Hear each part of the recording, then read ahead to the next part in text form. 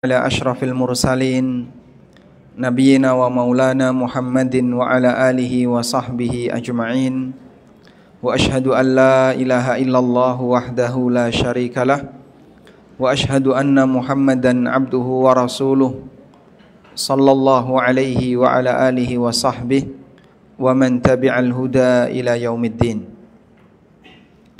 Alhamdulillah, puji syukur kita haturkan kehadirat Allah Subhanahu wa taala di Jumat Pahing tanggal pinten ya? 11. Sak menika tanggal 24 Rabiul Akhir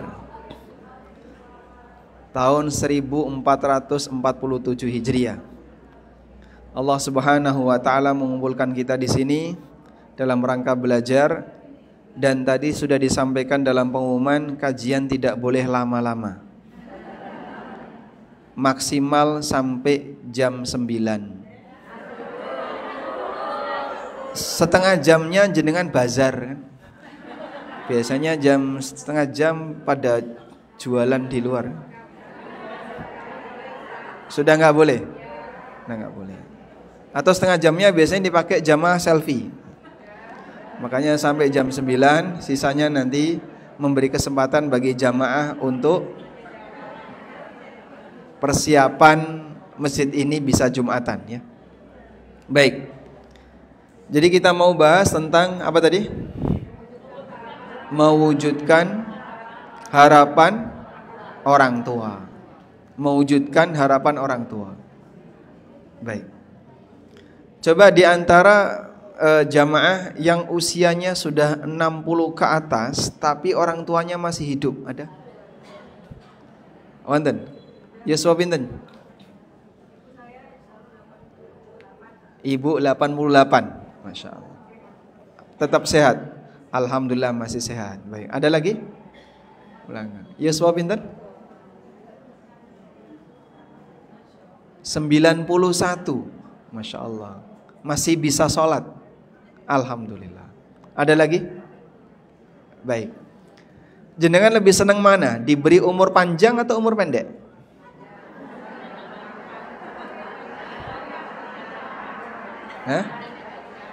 Panjang yang barokah.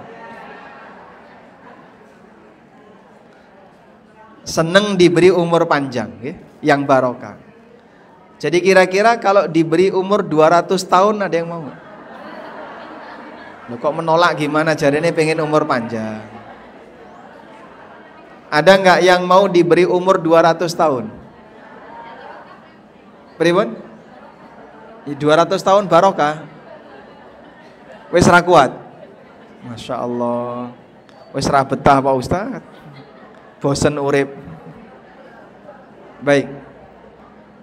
Dah, semuanya sekarang tenang dulu ya. Kita ada di masjid, jadi jangan rame-rame. Memang umur yang panjang tapi terisi dengan ketaatan itu anugerah. Sehingga Nabi SAW pernah mengatakan, khairukum man tala umruhu wa hasuna amaluhu. Orang yang terbaik di antara kalian adalah orang yang umurnya panjang dan amalnya baik. Karena kalau sudah dalam posisi seperti ini, alhamdulillah yang bersangkutan diberi oleh Allah Ta'ala modal yang banyak, dan di saat yang sama dia bisa mendapatkan banyak keuntungan. Sebab umur itu adalah modal untuk bisa beramal. Sehingga orang bisa beramal ketika diberi oleh Allah waktu. Dengan waktu itu sang hamba bisa melakukan ketaatan. Maka orang yang umurnya panjang dan terisi dengan ketaatan, itulah manusia yang terbaik. Cuman masalah umur tidak ada yang bisa memastikan. Ini di luar pilihan manusia. Allah Subhanahu wa taala yang ngasih. Si A dikasih jatah umur 40 tahun, si B dikasih jatah umur 50 tahun. Si C dikasih jatah umur 60 tahun. Allah yang menetapkan. Kita tidak bisa menentukan. Maka yang lebih penting bukan masalah panjang dan pendeknya umur, yang lebih penting apa? Isinya. Apa isi umur dan waktu yang Allah berikan kepada Anda? Baik. Namun bukan ini yang kita bahas. Insya Allah yang mau kita bahas adalah berkaitan dengan bagaimana kita bisa mewujudkan harapan orang tua. Nah, pertanyaannya sekarang, waktu jenengan diakikoi, niku harapan orang tuanya apa? Enggak diakikoi ya Pak Ustaz. Dulu orang tua enggak mampu untuk mengakikoi. Ya sudah, kalaupun tidak diakikoi, harapan orang tua kepada anaknya mau jadi apa? Anak yang soleh dan soleha, sukses, bisa menghajikan orang tua, ngoten? Sukses, terus pripun? Bisa membanggakan orang tua, berguna bagi nusa dan bangsa dan agama. Terus apa lagi? Berbakti kepada orang tua dan simbah. Apa lagi? Masya Allah, harapannya banyak enggak? Banyak. Sudah ya? Kita sudah tahu aneka harapan yang dimiliki oleh orang tua kepada kita. Pertanyaannya, apakah jenengan sudah mewujudkan harapan itu? Apakah sudah mewujudkan harapan itu? Sudah atau belum? Insya Allah. Sebutkan contoh harapan orang tua yang sudah Anda wujudkan. Alhamdulillah Pak Ustadz, saya sudah bisa menjadi warga negara yang berguna bagi nusa bangsa. Loh, katanya berguna bagi nusa bangsa. Buktinya apa? Banyak di antara orang tua yang selalu menuliskan harapan itu dalam secari kertas ketika dia memberikan akikah. Semoga menjadi anak yang soleh dan soleha, berguna bagi nusa dan bangsa, berbakti kepada orang tua, berguna bagi agama, masyarakat, dan negara di bumi maupun di planet yang lain. Masya Allah. Iki nek bayine iso protes itu. Pak, sampeane ora iso kok ngongkon bayine kaya ngene. Tapi seperti itulah harapan yang dimiliki oleh orang tua pada anaknya. Mereka berharap agar anaknya menjadi anak yang serbaguna.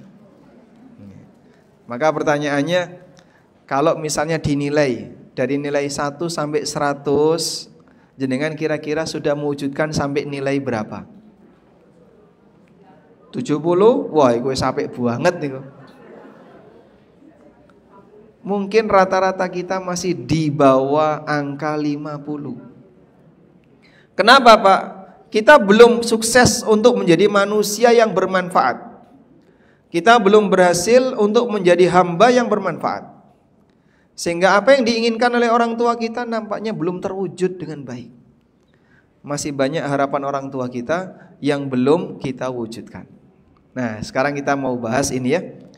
Apa yang bisa kita lakukan untuk bisa mewujudkan harapan orang tua. Baik. Bapak Ibu yang dimuliakan Allah Subhanahu wa taala. Pertama, karena di sini rata-rata semuanya adalah orang tua. Ada yang sudah menjadi bapak dan ibu, ada yang sudah menjadi kakek dan nenek. Sejatinya harapan yang baik untuk anak itu gimana sih? Coba kita tiru seperti doa-doa orang soleh di masa silam. Pertama, doanya Nabi Ibrahim alaihissalatu wassalam. Apa harapan Nabi Ibrahim untuk anak keturunannya? Selalu menjaga tauhid. Apa harapan Ibrahim kepada anak-anaknya? Menjadi orang yang bisa menegakkan salat. Apalagi Pak? Agar mereka diberi oleh Allah Subhanahu wa taala petunjuk untuk menjadi pemimpin bagi yang lain. Sehingga pada saat Ibrahim berdoa kepada Allah Subhanahu wa taala, Rabbi ja'alni muqimas salati wa min dzurriyyati. Ya Allah, jadikanlah aku orang yang bisa menegakkan salat, wa min dzurriyyati, dan juga anak keturunanku. Satu. Sehingga Ibrahim alaihissalam berharap apa? Agar anaknya selalu istiqomah menegakkan salat, bisa menjaga salat. Makanya jenengan yang sudah jadi orang tua selalu kasih pesan sama anaknya. Kasih pesan sama anaknya ya. Nek iso awakmu kudu njaga salat. Ibu punya harapan besar kamu jadi anak yang selalu menjaga salat. Sudahlah, enggak usah tinggi-tinggi, enggak apa-apa. Mungkin kamu tidak bisa kuliah dhuwur-dhuwur, ndak sundul. Tapi yang penting kau bisa jaga salat. Ini yang pertama. Sehingga tampakkan harapan itu di depan anak-anak agar mereka tahu, oh ternyata ibu kok selalu pesan kayak gini ya. Bapak selalu pesan kayak gini. Sesuatu kalau diulang-ulang jadinya pribun? Akan menancap dalam batin. Makanya ada kaidah yang mengatakan idza takarrara taqarrara. Sesuatu yang diulang-ulang itu akan dijadikan sebagai prinsip. Sampai kadang anak itu hafal, kalau ketemu ibu mesti ditakoni, wes sholat durung? Nah, akhirnya begitu ketemu, wes sholat durung? Malah ditirokno. Padahal maksudnya adalah agar sang anak ini selalu menjaga sholat. Sehingga itu yang jadi harapan sang ibu. Kue untuk cita-cita yang tinggi silahkan. Kamu mau sekolah yang tinggi silahkan. Tapi ibu pesan satu, awakmu kudu njaga sholat. Jarang yang seperti itu ya. Biasanya kan harapan orang tua anak iso lulus S1, S2, S3, SD, SMP, SMA. Pun tahu? Niku pun PS pinten? S3. Sehingga orang tuanya berharap anak iso sekolah sing dhuwur, anak iso sukses duniawi. Kowe nek sukses iso tuku lemah, iso tuku omah, iso njago lurah, iso tambah sema. Masya Allah. Enggak masuk. Nah gitu. Mana yang lebih menurut Anda, mana yang lebih membanggakan? Punya anak bisa beli tanah, bisa beli rumah, dengan anak yang dia hafid Quran tapi omahe ngontrak.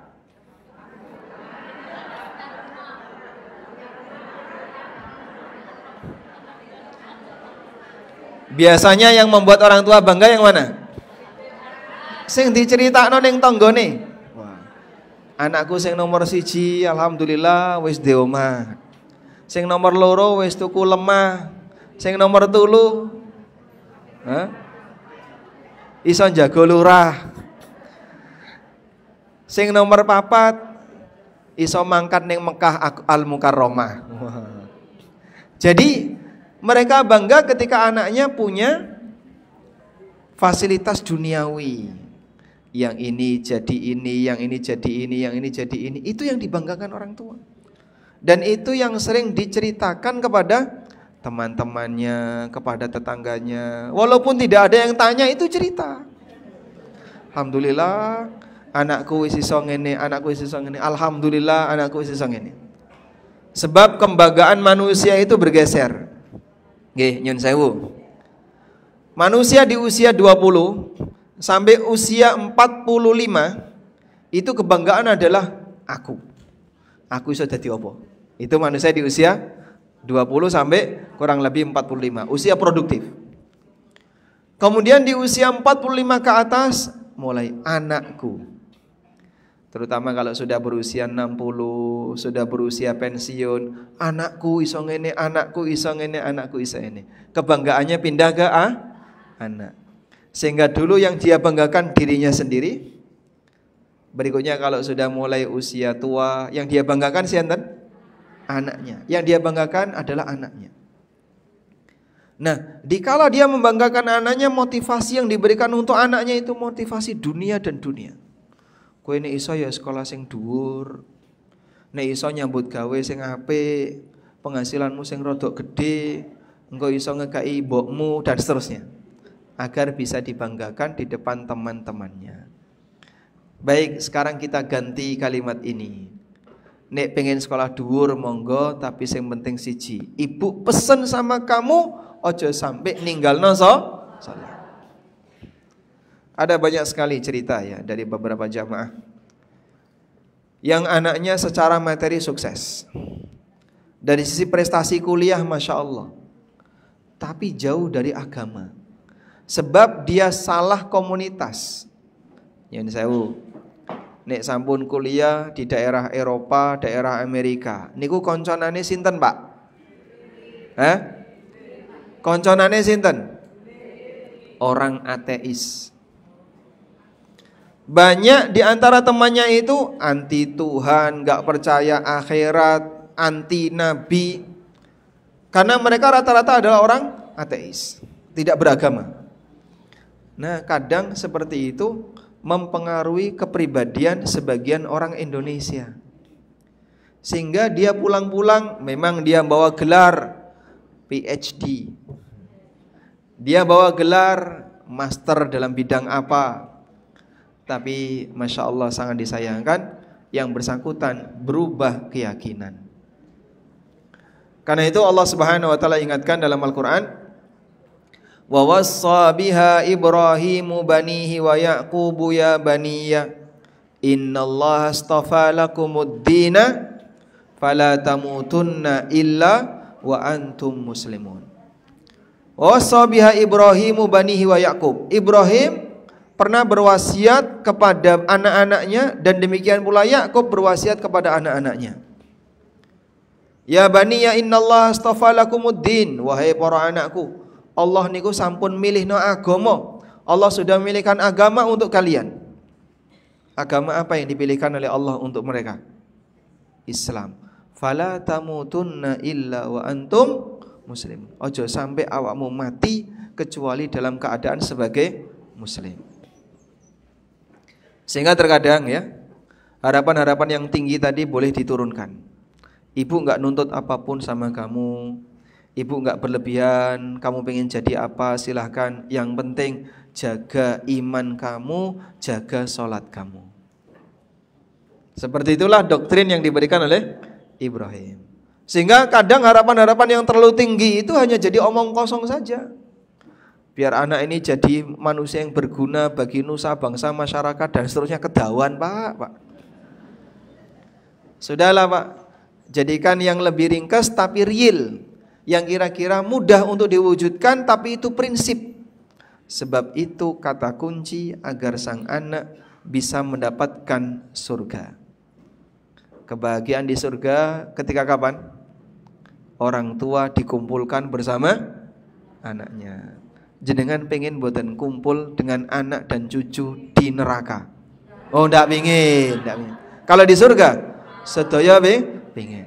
Janji Allah Subhanahu wa taala, walladzina amanu wattaba'athum dzurriyyatahum biimanin alhaqna bihim dzurriyyatahum wama alatnahum min amalihim min syai'. Ini ada di surat At-Tur. Orang yang beriman dan anak keturunannya juga beriman, alhaqna bihim dzurriyyatahum, maka nanti kami akan gabungkan mereka bersama dengan anak keturunannya di dalam surga. Orang beriman dan keturunannya juga beriman, kami akan gabungkan mereka di mana? Di dalam surga.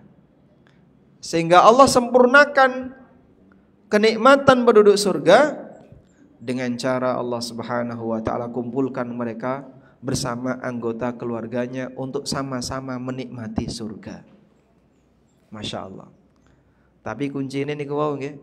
Napa kuncinya? Harus bisa menjaga tauhid dan salat. Sehingga itulah yang diharapkan oleh Nabi Ibrahim. Yang kita tahu Nabi Ibrahim adalah seorang nabi yang istimewa, seorang nabi yang mulia. Tapi ternyata Ibrahim ketika berharap kepada anaknya, beliau tidak berharap kowe sesuk kudu iso dadi S3, kowe kudu sekolah sing dhuwur, kowe kudu dadi wong sugih, tidak. Tapi Ibrahim meminta kepada Allah agar anaknya bisa menegakkan salat dan menjaga iman sampai akhir hayat. Baik. Selanjutnya, orang tua juga punya harapan, boleh punya harapan agar anak keturunannya menjadi manusia mulia yang bisa menyejukkan pandangan bagi orang tuanya. Seperti doanya sinten? Ibadur Rahman. Doa sinten? Ibadur Rahman. Doa Ibadur Rahman niku pripun, Pak? Di akhir dari surat Al-Furqan, Allah Subhanahu wa taala menyebutkan doanya Ibadur Rahman. Walladzina yaquluna, orang-orang yang mengatakan, Rabbana hablana min azwajina wa dzurriyyatina waj'alna Rabbana hablana min azwajina. Ya Allah, anugerahkanlah kepada kami para istri, istri-istri kami, wa dzurriyyatina, dan anak keturunan kami, qurrata a'yun, penyejuk pandangan kami. Dan penyejuk pandangan seorang muslim adalah ketika anak keturunannya dalam keadaan bertakwa kepada Allah, beriman kepada Allah. Nanti Anda bisa bandingkan ya. Mungkin di antara Bapak Ibu ada yang punya anak yang sukses duniawi, ada yang jadi pejabat, ada yang mungkin jadi konglomerat, ada yang kaya, ada yang dia punya jabatan, ada yang pendidikannya tinggi, dan seterusnya. Dengan anak yang dia bukan pejabat, bukan konglomerat, tapi soleh secara agama. Mana dari dua jenis anak ini yang lebih menenteramkan batin orang tuanya? Ternyata yang kedua lebih menenteramkan hati orang tua. Sehingga doa yang dibaca oleh Ibadur Rahman, Rabbana hablana min azwajina wa dzurriyyatina qurrata a'yun. Ya Allah, anugerahkanlah kepada kami istri dan anak keturunan yang menyejukkan pandangan kami. Itu bentuknya adalah Allah anugerahkan kepadanya anak yang soleh. Anak yang soleh selalu ingat orang tuanya dalam doa-doa baik mereka. Anak yang soleh selalu ingat orang tuanya ketika mereka beramal. Anak yang soleh selalu ingat orang tuanya terhadap harta yang dia punya, sehingga dia sedekah atas nama orang tua walaupun orang tua enggak diberitahu. Dia berkurban atas nama orang tua walaupun orang tua tidak diberitahu, dan seterusnya. Seperti itulah seorang anak yang soleh. Baik, selanjutnya ini kita membahas posisi kita sebagai orang tua, ya. Jadi posisi kita sebagai orang tua, kalau mau memberikan harapan kepada anak, berikanlah harapan yang menyelamatkan mereka ketika di akhirat. Jadikan mereka sebagai anak soleh, anak yang bisa menjaga apa wow? Bisa menjaga apa? Tauhid dan salat. Sebagai syarat untuk bisa masuk surga Allah di yaumil qiyamah, sehingga kita berharap nanti dikumpulkan kembali di surga. Selanjutnya, kita akan beralih kepada posisi kita sebagai anak. Orang tua punya harapan, dan kita sebagai anak yang ingin mewujudkan harapan orang tua itu. Pertanyaannya adalah seperti di awal tadi, apakah kita sudah berhasil mewujudkan harapan orang tua itu? Banyak di antara kita yang masih ragu. Kayaknya masih belum, Pak. Masih banyak harapan bapak ibu saya yang belum terwujud. Saya belum bisa menjadi anak yang berbakti. Saya belum bisa menjadi anak yang membahagiakan mereka. Saya belum bisa menjadi anak yang menganugerahkan hadiah yang istimewa untuk mereka.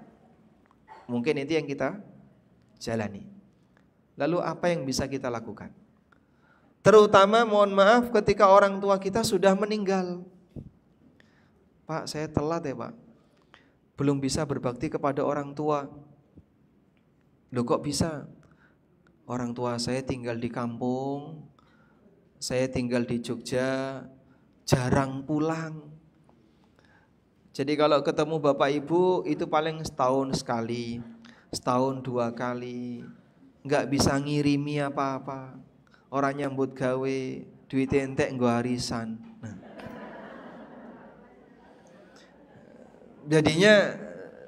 Saya tidak bisa menghadiahkan apapun untuk orang tua saya. Sekarang beliau sudah meninggal. Apa yang kira-kira bisa kita lakukan? Baik. Apakah berbakti kepada orang tua itu hanya dibatasi ketika orang tua masih hidup? Masya Allah. Allah Subhanahu wa ta'ala memberikan kemudahan bagi kita, di mana seorang muslim bisa berbakti kepada kedua orang tuanya di saat orang tuanya sudah meninggal. Nah, baik. Lalu apa saja Pak? Ketika orang tuanya sudah meninggal, sementara kita masih bisa berbakti kepadanya. Ada beberapa amalan yang bisa kita lakukan agar kita terhitung orang yang berbakti kepada orang tua setelah orang tua meninggal. Nah, kita coba bacakan beberapa poin berikut ini. Bapak Ibu yang dimuliakan Allah Subhanahu wa taala, adanya kesamaan iman ini menjadi syarat mutlak anak bisa berbakti kepada orang tuanya walaupun orang tua sudah meninggal. Saya ulang ya. Adanya kesamaan iman ini menjadi syarat seorang anak bisa berbakti kepada orang tuanya setelah orang tuanya meninggal. Jadi kalau beda iman gimana Pak? Cek. Kalau beda iman gimana? Kalau beda iman tidak bisa. Maka misalnya anaknya kafir, orang tuanya muslim, bisa enggak anak yang kafir berbakti kepada orang tua yang muslim? Tidak bisa. Kau mau ngasih apa? Atau sebaliknya, orang tuanya kafir, anaknya muslim, bisa enggak anak yang muslim ngasih hadiah ke orang tua yang kafir yang sudah meninggal? Tidak bisa. Kau mau kasih apa? Sehingga kalau beda agama, tidak akan bisa terjadi seorang anak berbakti kepada orang tuanya pasca meninggal. Alhamdulillah ada kesamaan iman antara kita dengan orang tua. Lalu apa yang bisa kita lakukan untuk tetap melanjutkan kebaktian kita kepada orang tua? Baik. Yang pertama, yang bisa kita lakukan pasca orang tua meninggal adalah banyak mendoakan mereka. Terutama doa maghfirah dan rahmat. Doa maghfirah dan apa? Rahmat. Permohonan maghfirah dan rahmat. Allah ajarkan di surat Al-Isra. Allah Subhanahu wa taala mengatakan, "Wa qur rabbirhamhuma kama rabbayani shaghira." Bacalah doa, Rabbirhamhuma, ya Allah rahmatilah kedua orang tuaku. Kama rabbayani shaghira, sebagaimana dulu mereka telah mendidikku, mereka telah merawatku di waktu kecil. Ini perintah Allah bagi para anak untuk mendoakan kebaikan bagi orang tuanya. Wa qul, ucapkanlah, Rabbirhamhuma kama rabbayani shaghira. Ya Allah rahmatilah kedua orang tuaku sebagaimana mereka merawatku ketika kecil. Nah, di sini ada bentuk tawasul. Tawasul napa Pak bentuknya Pak? Menyebutkan amal baik orang tua kepada kita. Di saat kita berdoa. Di saat kita berdoa, Rabbirhamhuma, ya Allah rahmatilah kedua orang tuaku. Loh, kenapa kau berdoa seperti itu? Karena dulu mereka telah merawatku ketika kecil. Sehingga jasa orang tua dibalas dengan doa. Jasa orang tua dibalas dengan doa. Coba jenengan cari dalam Al-Quran, ada enggak perintah hajikanlah orang tuamu sebagai balasan karena dia telah merawatmu? Tidak ada. Ada enggak dalil dalam Al-Quran, berikanlah duit kepada orang tuamu karena dia telah merawatmu ketika kecil? Tidak ada. Atau misalnya perintah dalam hadis, ya, berikanlah apa misalnya harta kepada orang tuamu, berikan rumah dan lemah untuk orang tuamu karena dulu mereka telah merawatmu ketika kecil. Ada? Tidak ada. Adanya adalah berikanlah doa untuk orang tuamu karena mereka telah merawatmu di waktu kecil. Baik. Sekarang coba, kalau jenengan sebagai orang tua lebih senang mana? Dihadiahi tanah atau dihadiahi doa?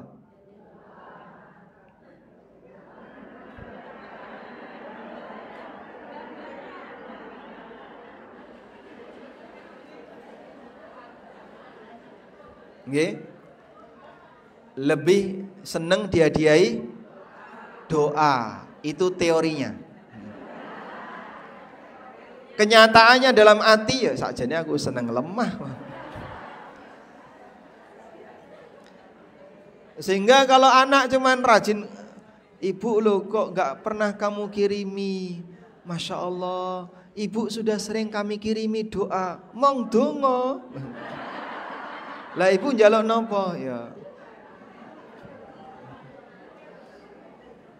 Lah cuman dikasih doa itu kadang kecewa. Kita lebih senang dikasih apa? Harta atau doa? Yakin. Semuanya lebih senang dikasih doa daripada harta. Seharusnya orang mukmin, kok yakin ya, sebaliknya ya. Semuanya lebih senang dikasih harta daripada doa. Seharusnya seorang mukmin, ya kalau kita lihat seperti yang terdapat dalam Al-Quran, Allah perintahkan bagi anak, wa qur rabbirhamhuma kama rabbayani shaghira. Ucapkanlah, ya Allah rahmatilah kedua orang tuaku sebagaimana mereka telah merawatku ketika kecil. Sehingga balas budi yang diajarkan oleh Allah kepada anak untuk orang tuanya adalah berbakti dan doakan. Tidak harus ngasih hadiah berupa materi, tidak harus ngasih hadiah berupa harta, gitu ya.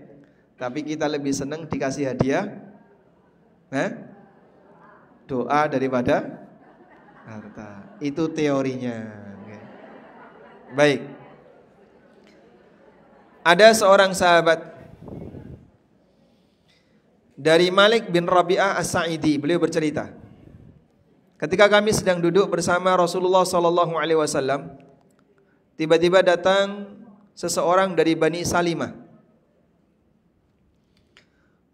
Tiba-tiba datang seseorang dari Bani Salimah. Sahabat siapa tadi namanya? Malik bin Rabi'ah As-Sa'idi. Beliau sedang duduk bersama Rasulullah SAW. Lalu datanglah seorang sahabat dari Bani Salimah. Sahabat ini bertanya, ya Rasulullah, apakah masih ada cara bagiku untuk berbakti kepada orang tuaku setelah mereka meninggal? Jawab Nabi SAW, na'am, ada. Lalu beliau jelaskan, beliau sebutkan apa saja bentuk kebaktian anak kepada orang tua pasca orang tuanya meninggal.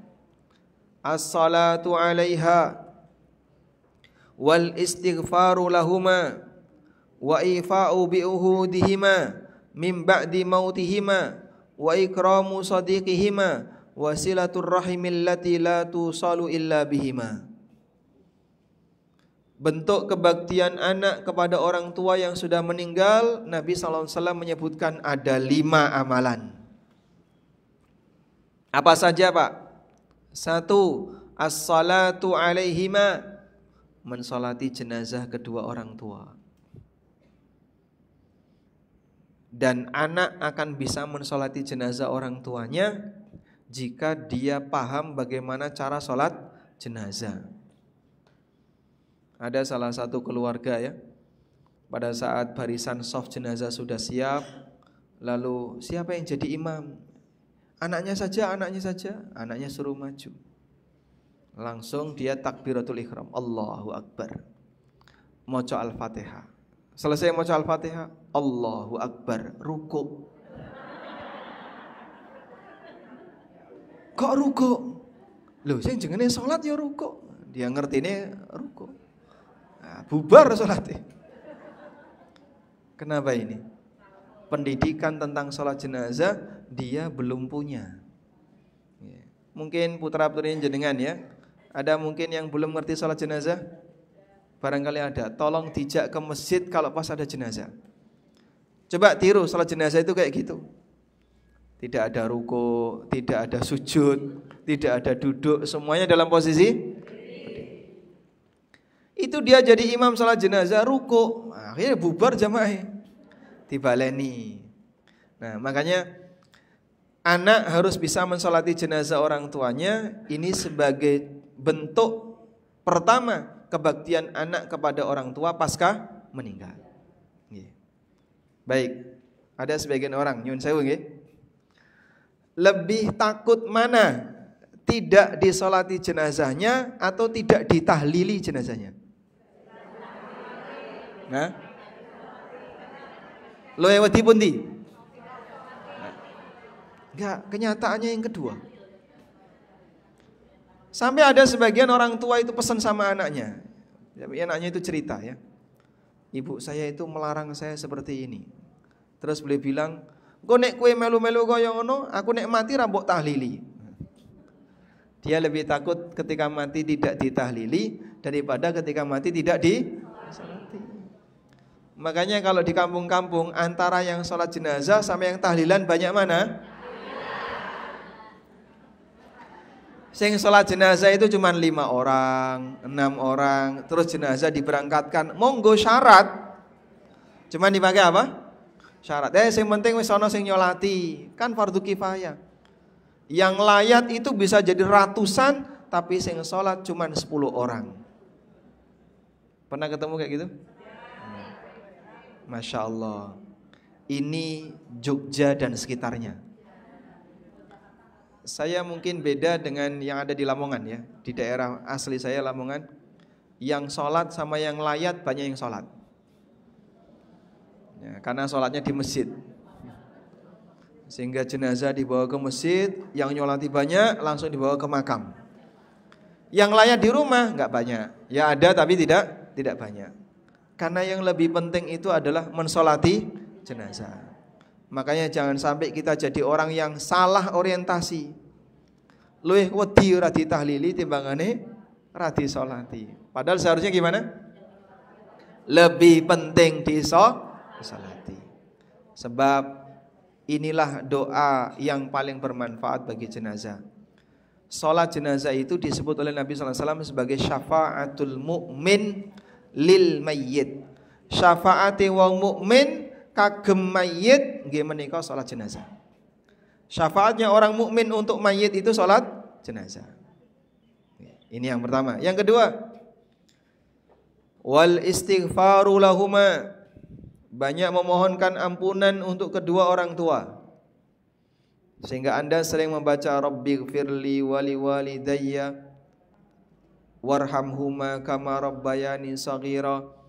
Rabbighfirli wali walidayya waliman dakhala baitiya mu'minan walil mu'minina wal mu'minat. Itulah kalimat-kalimat yang layak untuk kita rutinkan dalam rangka apa? Banyak memohonkan ampunan untuk sinten? Untuk kedua orang tua kita yang sudah meninggal. Ini nomor 2 ya. Berapa kali Anda mendoakan orang tua sehari? Sesering mungkin, berkali-kali. Sehingga jangan sampai ya kita jadi orang yang ingat orang tua hanya pas hari 1, 2, 3, 7, 40, 100, setahun, nyewu, rampung. Nek wis nyewu pun rampung. Lah mosok eling wong tua kok mung sampai nyewu. Nyewu itu kan 3 tahun ya. Enggak seperti itu. Sing benar pripun? Selalu doakan orang tua Anda setiap saat, setiap sholat tanpa batas waktu. Selanjutnya yang ketiga, wa ifa'u bi'uhudihima min ba'di mautihima, memenuhi janji mereka setelah mereka meninggal. Terutama yang namanya utang. Ojo sampai anak itu keberatan untuk ngelunasi utang orang tua yang sudah meninggal. Banyak sekali, mohon maaf ya, kasus ada orang tua meninggal ditinggali warisan. Tiba-tiba ada orang yang nagih utang. Bapak sampeyan di utang sakmene durung dibayar. Iki buktine. Bener nggih niki bukti ya. Orang ini jujur. Tolong diselesaikan dulu. Anaknya tiba-tiba muncul rasa pelit dalam dirinya. Wah, engko nek bayar utang warisane kurang. Akhirnya gak dibayar. Nyun sewu, urusan sampean karo bapak. sudah selesai, bapak sudah tidak ada, silahkan datang ke kuburan. Mosok kon nagih ning kuburan. Ini anak yang menguasai warisan, tapi dia tidak peduli dengan keselamatan orang tuanya di akhirat. Kok bisa, Pak? Lah orang tuanya punya utang nggak dibayar. Padahal dicatat ya, catat. Bagi waris hukumnya terlarang jika utang belum lunas. Dilarang bagi waris dari harta mayit jika utang mayit belum lunas. Maka syarat bolehnya bagi waris setelah utang mayit lunas. Berarti kalau begitu anak wajib melunasi utangnya orang tua, Pak? Ya. Sejatinya tidak. Aslinya itu tidak. Itu adalah harta orang tua yang dipakai untuk melunasi utang beliau sendiri, bukan hartanya anak. Ya, karena kan anak nggak mengeluarkan apapun. Ini peninggalan orang tua. Ada yang bentuknya tanah, ada yang bentuknya rumah, ada yang bentuknya kendaraan. Sekarang orang tua saya sudah meninggal dan beliau punya utang. Berarti sebenarnya yang dipakai untuk nutupi utang itu hartanya siapa? Orang tua, bukan hartanya anak. Maka anak jangan merasa ikut melunasi utang orang tua. Anak itu tidak ikut melunasi utang orang tua. Anak cuman ngecak nih. Ngecak nih bahasa Indonesia apa, Mas? Mengalokasikan. Anak cuman mengalokasikan. Oh iki ana utang sakmene ya wis tak bayari. Nggo harta yang ditinggalkan oleh bapak. Pakai harta yang ditinggal oleh bapak. Dijual tanahnya untuk nutupi utang. Maka jangan jadi anak yang merasa bangga dulu. Aku bangga sudah melunasi utang orang tua. Padahal aslinya gak ikut melunasi utang orang tua. Itu duitnya orang tua sendiri yang ditinggalkan oleh beliau ketika beliau wafat. Lalu dipakai untuk nutupi utang beliau sendiri. Sebab yang namanya warisan terlarang untuk dibagi sebelum bayar utang. Catat niku nggih. Baik. Yang ketiga, yang keempat. Wa ikramu shadiqihima. Memuliakan teman-temannya orang tua. Bapak dhisik niku punya teman-teman yang akrab dengan beliau. Teman-teman yang akrab dengan Bapak si A, si B, si C, si D. Anda muliakan temannya orang tua. Walaupun Bapak sudah tidak ada, tapi menghormati temannya orang tua termasuk di antara amal soleh. Yang keempat, yang kelima, menyambung silaturahmi yang tidak tersambung kecuali dengan orang tua. Biasanya gimana? Orang tua biasanya sering ngejak kita, dijak ke tempat sepupunya, dijak ke tempat si A, ke tempat si B, yang merupakan anggota keluarganya, anggota keluarga jauh. Bapak itu punya keluarga di Kulon Progo, ning pelosok dhuwur gunung. Bapak punya keluarga di daerah Gunung Kidul, jauh gitu. Sehingga untuk ke sana butuh waktu 2 jam 3 jam. Bapak manggon ning kutha. Anaknya tinggal di kota. Tapi keluarganya tinggal di pelosok kampung. Hampir tidak pernah datang ke sana kecuali kalau bapaknya yang ngajak. Maka jenengan menjaga nyambung silaturahmi dengan keluarga yang seperti ini termasuk berbakti kepada orang tua. Pripun?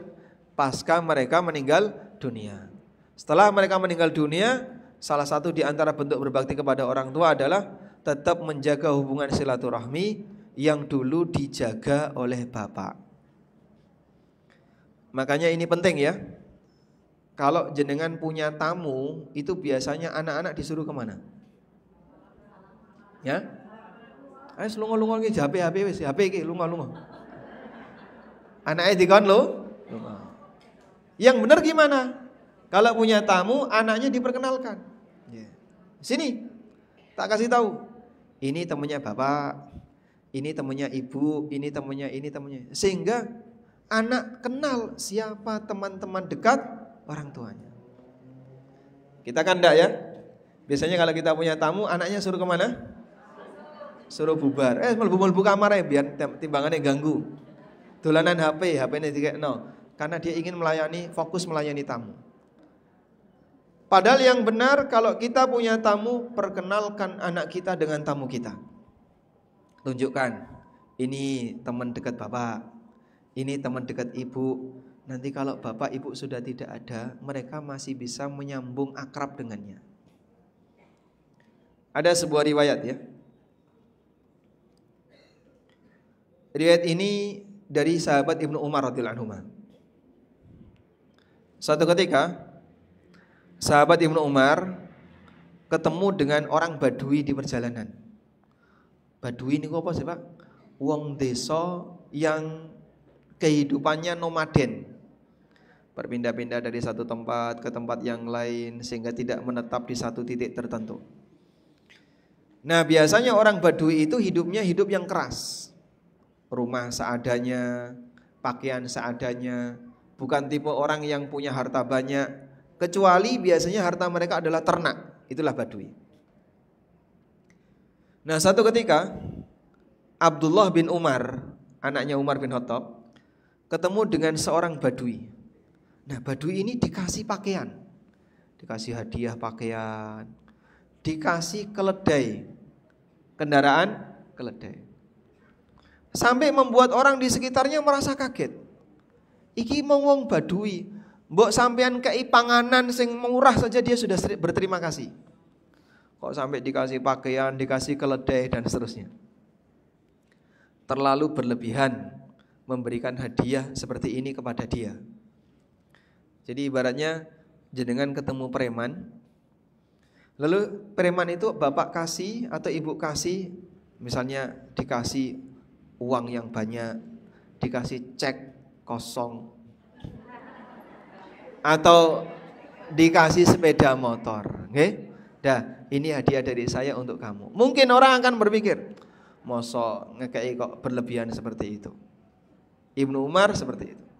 Akhirnya orang penasaran, kenapa Anda memberikan hadiah sebanyak itu? Kemudian Ibnu Umar mengatakan, dulu ayahku, sinten ayahnya? Umar bin Khattab, punya hubungan baik dengan bapaknya orang ini. Ayahku dulu punya hubungan baik dengan bapaknya orang ini. Lalu beliau mengatakan, inna min abarril birri silatar rajuli ahla wuddi abihi ba'da ayyuwalliya. Sesungguhnya di antara bentuk kebaktian yang tinggi adalah seseorang tetap nyambung dengan orang yang dulu dicintai oleh bapaknya. Maka jenengan tetap nyambung dengan orang yang dulu menjadi teman akrab ibu, dengan orang yang menjadi teman akrab bapak. Itu bentuk kebaktian kepada orang tua yang sudah meninggal. Baik, sudah berapa lama enggak pulang kampung?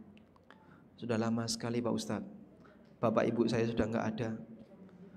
Jadi setelah bapak ibu saya enggak ada, saya sudah enggak pernah lagi pulang kampung. Ya paling mungkin 5 tahun sekali. Bener nggak orang kayak gini? Hah? Di kampung sudah nggak ada orang tua. Tapi kan di kampung kamu ada bibi kamu, ada paman kamu, ada sepupu kamu, ada ini, ada ini. Iya, itu tunggal mbah, ini tunggal buyut. Yang ini dulu teman akrab bapak, yang ini teman ibu akrab, gitu ya. Sehingga caranya gimana? Pulang kampung. Sambung silaturahmi dengan sepupu, sambung silaturahmi dengan bibi, dengan bude, dengan bule, dengan paman, dengan wak, dan aneka orang-orang yang mungkin punya hubungan agak jauh dengan keluarga Anda. Karena ini termasuk di antara bentuk berbakti kepada orang tua yang sudah meninggal. Jadi jangan berpikir kalau orang tua sudah tidak ada, wes ra muleh-muleh. Ini keliru. Aku wis ra ndek sapa-sapa ning kampung. Wong tua wis ra ono. Pak D sudah ndak ada semua. Sepupu ada ndak? Ya ada, sepupu jauh datang. Pulang. Silaturahmi dengan mereka. Nyambung hubungan baik dengan mereka, termasuk di antara bentuk apa? berbakti kepada orang tua setelah mereka meninggal dunia. Baik, yang terakhir, terutama bibi. Bibi itu pengganti ibu. Bibi dari ibu itu pengganti ibu. Dari Al-Barra bin Azib radhiyallahu anhu, Rasulullah sallallahu alaihi wasallam bersabda, Al-khalah bimanzilatil Al-khalah bimanzilatil Bibi dari ibu itu statusnya sama seperti ibu. Sehingga barangkali ada di antara kita yang sudah ditinggal wafat oleh ibunya, tapi adiknya ibu masih ada. Atau ada saudarinya ibu. Maka Anda berbakti kepada saudarinya ibu, itu nilainya sama dengan berbakti dengan ibu. Sehingga kalau kita misalnya sudah nggak punya kesempatan ketemu ibu, salah satu di antara kesempatan yang bisa kita lakukan adalah cari saudarinya ibu. Sudah meninggal semua ya Pak. Nah, berarti sepupunya sekarang menjalin hubungan baik dengan sinten? Sepupu. Karena sepupu itu tunggal mbah. Pernah satu rahim, di rahimnya nenek, sehingga mereka masih punya hubungan dekat dengan kita. Wallahu ta'ala alam. Demikian yang bisa kita sampaikan, semoga bermanfaat. Wassallallahu ala nabiyyina Muhammadin wa ala alihi wa sahbihi wasallam.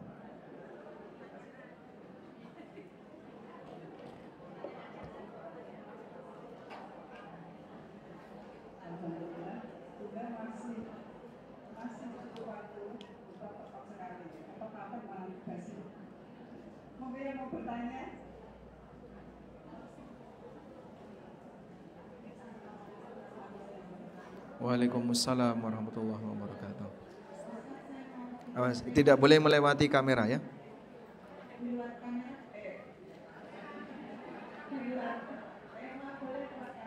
Ya. Di luar sana. Di luar tema. Nggih.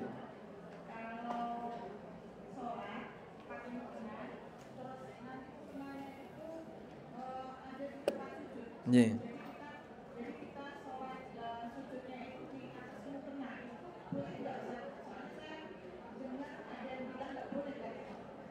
Ya. Baik.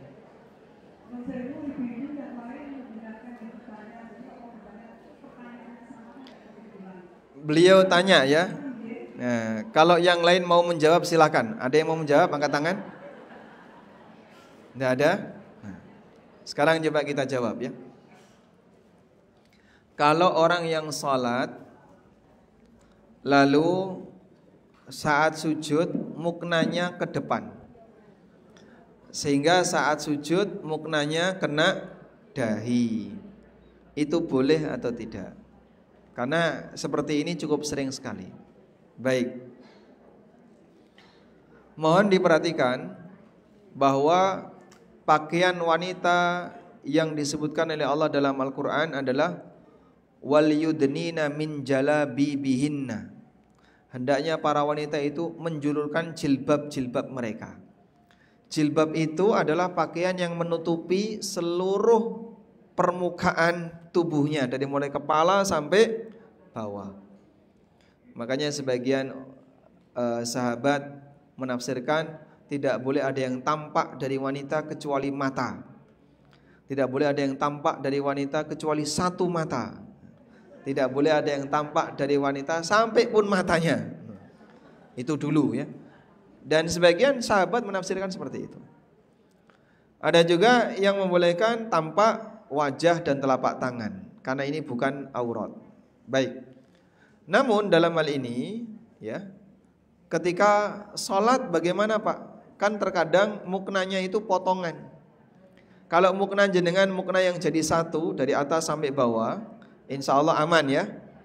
Tapi kalau muknanya mukna potongan, ada bawahan terus ada kerudung besar yang dipakai atasan, bisa dipastikan ketika sujud mesti ke depan, karena kan kena tangan yang ke depan. Jika seperti ini keadaannya, insya Allah tidak masalah, karena tidak mungkin bisa dihindari. Satu. Yang kedua, sebatas menutupi tempat sujud dengan benda apapun itu tidak membatalkan sujud, kecuali satu, jika anggota sujud ditutupi dengan sesama anggota sujud. Saya ulang ya.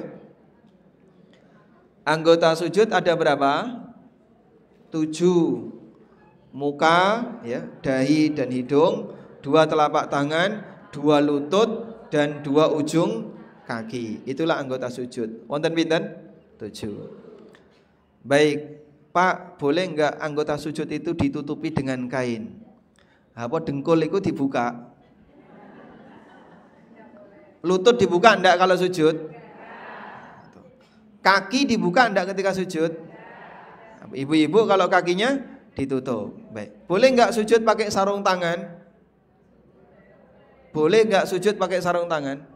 Orang sholat pakai sarung tangan boleh enggak? Lalu kenapa yang ini enggak boleh?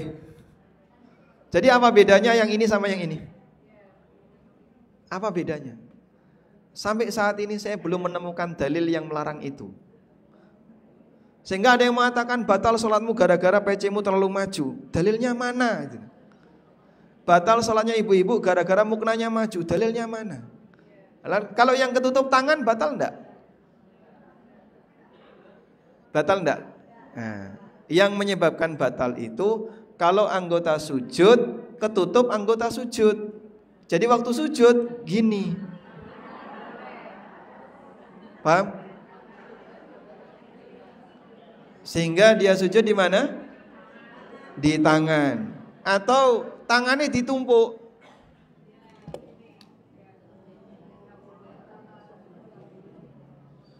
Dan yang sering saya lihat kakinya ditumpuk. Saya berkali-kali lihat ada orang yang ketika sujud kakinya itu ditumpuk. Nah, begini.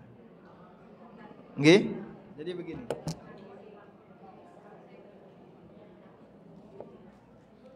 Ya, kalau sujud kakinya ditumpuk buat apa? Karena jadinya apa? Dia tidak sujud di atas 7 anggota sujud. Dan yang namanya tutup kepala yang agak maju dan seterusnya itu sudah biasa.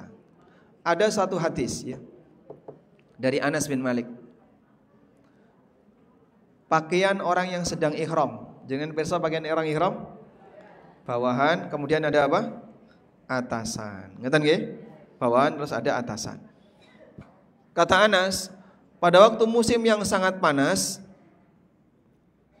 kami menjulurkan pakaian ini yang ada di pundak tadi, ditaruh depan. Lalu beliau sujud di atas pakaian itu. Karena enggak kuat, dahinya terkena tanah itu enggak kuat, saking panasnya. Sehingga Anas ketika itu, para sahabat ketika itu melepas pakaian yang dipakai di pundak, dilepas satu, ditaruh di depan, dipakai untuk sujud. Maka ini salah satu di antara bukti bahwasanya menutupi muka dengan kain ketika sujud itu sama sebagaimana orang menggunakan sajadah, sama sebagaimana orang menggunakan benda-benda tertentu lalu ditaruh di tempat sujud. Bisa dipahami ya? Sehingga insya Allah yang mukna tadi sah atau tidak? Sah ya. Karena tidak ditutupi dengan anggota sujud. Kecuali kalau jenengan sujud ngene. Nih jenengan sujud begini, barulah di situ dia tidak sujud di atas 7 anggota sujud. Karena bukan definisi sujud itu harus nempel di tanah semua. Bisa dipahami insyaallah? Baik. Selanjutnya, ini yang kertas dulu ya. Yang kertas dulu ya. Waalaikumsalam warahmatullahi wabarakatuh. Karena penghargaan yang sudah nulis ya. Assalamualaikum warahmatullahi wabarakatuh. Jika orang tua muslim dan anak non muslim, apakah doanya selama hidup akan sampai? Dan tanggung jawab orang tua bagaimana? Doanya begini ya. doanya ada 3 jenis. 1, doa kebaikan duniawi, bisa saja sampai. Misalnya orang tua mendoakan, ya Allah jadikan anakku sehat walafiat, itu doa duniawi. Yang kedua, doa agar dapat hidayah. Ini yang paling sering diucapkan Nabi SAW untuk kaumnya yang masih kafir. Yang ketiga, doa masuk surga. Nah, kalau dia masih non muslim, jangan didoakan masuk surga. Maka 2 jenis doa yang bisa dibaca oleh orang tua yang muslim untuk anaknya yang non muslim. 1, doa kepentingan dunia, kelancaran rizki, diberi kesehatan dan seterusnya. Itu apa? Kepentingan dunia. Atau yang kedua, doa apa? Dapat hidayah. Nah, seperti ini yang boleh dilakukan. Wallahu a'lam.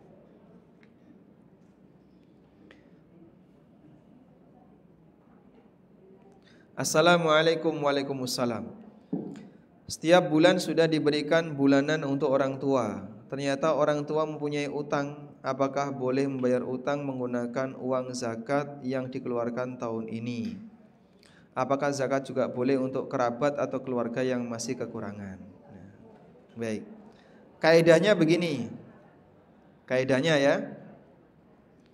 Zakat tidak boleh diberikan kepada orang yang wajib kita nafkahi.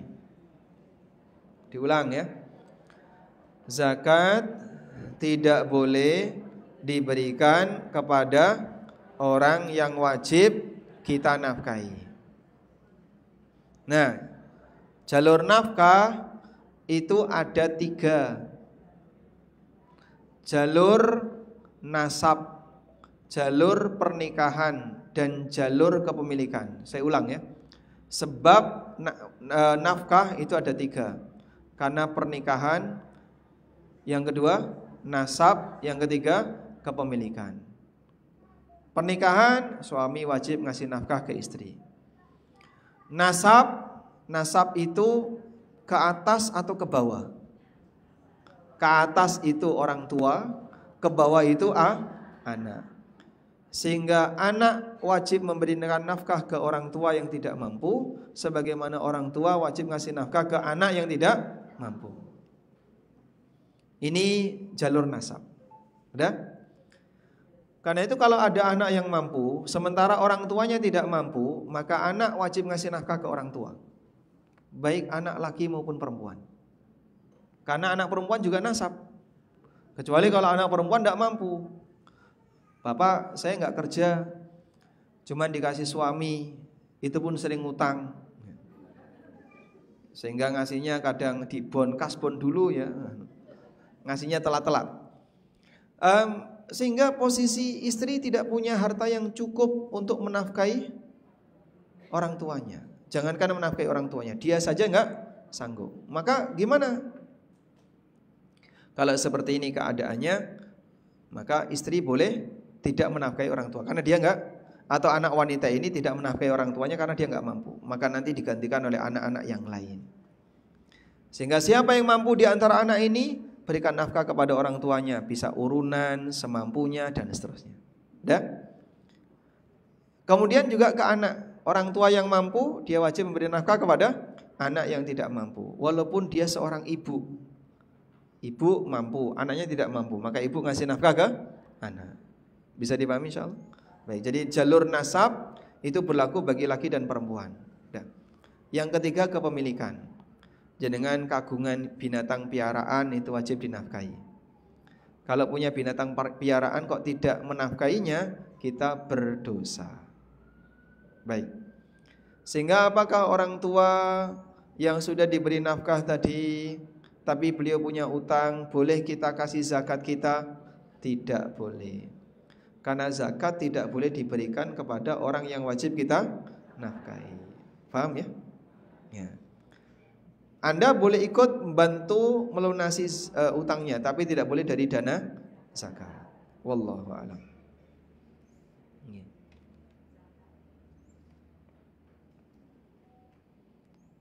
Ini dulu ya. Salat syuruk apa hanya bisa dilakukan di masjid? Bagaimana kalau di rumah? Salat syuruk itu duha yang pertama. Duha pertama itu namanya syuruk. Nah, sholat syuruk bisa dilakukan dimanapun. Di masjid boleh, di rumah boleh. Tapi yang mendapatkan keutamaan khusus bagi mereka yang ingin mendapatkan pahala haji dan umroh, sholat syuruknya harus di masjid. Qobliyah dan ba'diyah zuhur apa bisa langsung 4 rakaat? Yang lebih tepat 2. Kalaupun 4 gimana Pak? Kalau 4 ya tidak ada tasyahud awal. Jadi 4 rakaat sekaligus. Dan dohir hadis itu adalah 2 salam 2 salam. Ya, maka yang lebih tepat kita kerjakan 2. Tahiyatul masjid apa bisa tetap dilakukan saat sudah duduk di masjid sebentar? Boleh ya. Ada sahabat namanya Sulaik Al-Ghatfani. Beliau duduk lalu diperintahkan Nabi SAW, "As-shallaita, kamu sudah sholat?" "Belum." "Kalau gitu kerjakan sholat." Sehingga walaupun sudah duduk tetap boleh tahiyatul masjid. Baik, selanjutnya tadi ada yang megang mikrofon.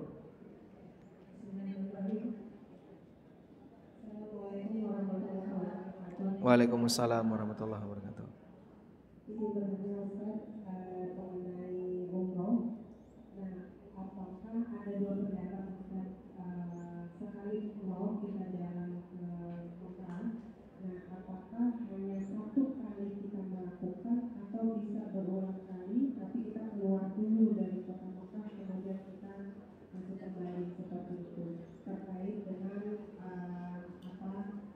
Mengulang umroh dalam satu safar. Okay. Ya, apakah boleh mengulang umroh dalam satu safar? Ada banyak sekali pendapat dalam hal ini. Ada yang mengatakan tidak boleh. Ada yang mengatakan boleh jika rambutnya sudah tukul. Jadi kalau laki-laki kan diapain? Gundul. Maka kalau mau ngulang umroh, tunggu proses namanya proses takmim. Namanya proses takmim. Ta'ammam ya ta'ammam. Itu artinya rambutnya sudah mulai tukul. Sudah ada yang bisa dicukur. Maka misalnya orang Indonesia datang ke sana ngambil visa umroh. Visa umroh itu berapa lama? 3 bulan. Visa umroh itu 3 bulan. Tapi jenengan pakai 10 hari. Nah, dia habis umrah pertama tetap tinggal di situ, nggak pulang-pulang selama 3 bulan. Mendekati mau akhir 3 bulan, karena sudah tukul, umrah lagi. Ini sudah boleh karena sudah tukul. Yang ketiga, boleh tapi bagi yang jauh dari Mekah, seperti orang luar negeri, Indonesia salah satu di antaranya. Dan banyak ulama yang membolehkan bagi mereka yang tinggalnya jauh dari Mekah, sehingga orang Indonesia kalaupun mau mengulang umroh dalam hal ini masih banyak ulama yang menilai itu hukumnya boleh. Wallahu a'lam. Baik. Assalamualaikum. Waalaikumsalam. Saya mau menanyakan terkait arisan. Apabila ada arisan yang sudah ditentukan siapa yang dapat tiap bulannya, dengan kesepakatan bersama, apakah dibolehkan? Boleh, yang penting ridho. Jadi arisan itu kan pasti semuanya pasti dapat, tapi urutannya yang beda. Nah, boleh nggak urutan dapatnya itu sudah ditetapkan? Nomor 1 A, nomor 2 A, nomor 3 A, melu telu. Si A ikut 3 arisan. Boleh? Boleh. Udah? Yang penting ridho. Sehingga bisa berdasarkan urutan nama atau urutan daftar dan seterusnya.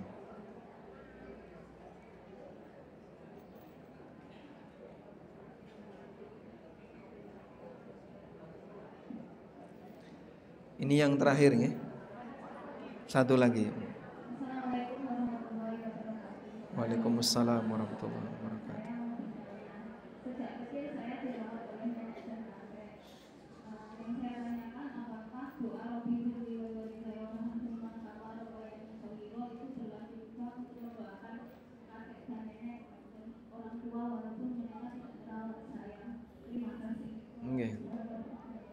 Waalaikumsalam warahmatullahi wabarakatuh. Insya Allah berlaku. Sehingga orang tua itu termasuk orang tua kakek dan nenek. Karena kita punya jalur nasab ke atas, ya. Sebagaimana kita punya jalur keturunan ke bawah. Maka ada orang tua, ada kakek nenek. Sehingga saat Anda mendoakan Rabbighfirli wali walidayya, kedua kakek nenek kita dapat. Atau misalnya mendoakan Rabbanaghfir lana wali ikhwanina alladzina sabaquna bil iman. Ya Allah, ampunilah kami dan teman-teman kami yang mendahului kami dalam iman. Kakek nenek adalah orang yang mendahului kami dalam iman. Mohon doanya untuk Bapak Laude Santiaji Bande bin Laude Bande dan keluarga agar diberi keselamatan dan dijauhkan dari tenung dan hal-hal buruk yang lainnya. Semoga Allah Subhanahu wa taala melindungi beliau dari segala potensi keburukan baik di dunia maupun di akhirat.